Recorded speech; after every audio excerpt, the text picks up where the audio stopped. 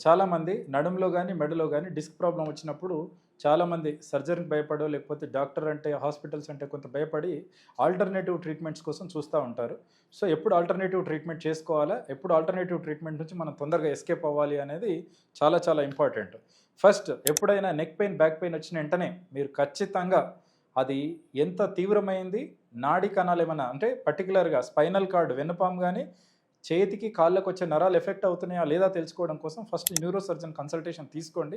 So that మనం ఎగ్జామైన్ చేస్తాం. సింపుల్‌గా మీతో టైమ్ పాస్‌కి అంటే మీతో సరదాగా మాట్లాడుతున్న మాటల్లోనే అసలు మీ వెన్నుపాము మీకు కాలుకు, చేతికి సప్లై చేస్తున్న నరాలు ఎఫెక్ట్ అవుతున్నాయా లేదా అనేది సింపుల్‌గా ఎవాల్యుయేట్ చేయడం జరుగుతుంది.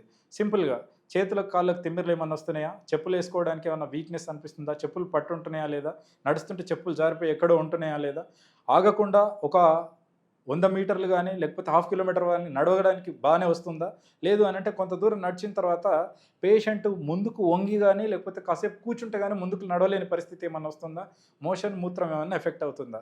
వేరాజ్ మెడ నొప్పికొచ్చేసరికి చేతుల్లో తిమ్మిర్లు ఏమన్నా వస్తున్నాయా? చేతుల్లో ఏదైనా గ్రిప్ పట్టుకోవడానికి ఏమన్నా పట్టుకుంటే జారిపోతుందా? మనం మామూలుగా అన్నం కలుపుకొని తినగలుగుతున్నారా? అన్నం కలుపుకొని తినే దానిలో 2 ఫేజ్‌గా అడుగుతా ఉంటాం. అన్నం మంచిగా మిక్స్ ప్లేట్‌లో ఉన్నది ఫుడ్ మంచిగా కలుపుకోవడానికి వస్తుందా?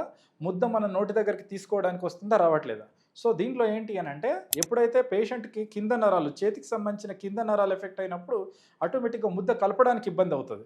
వేరాజ్ నోట్లో ముద్ద పెట్టుకోవాలంటే ఇది చేతి పైకి లేవాలంటే చేతి పైన భాగంలో ఉన్న కండరాలు ఎఫెక్ట్ అయినప్పుడు సో, అది కూడా ఇబ్బంది అవుతుంది.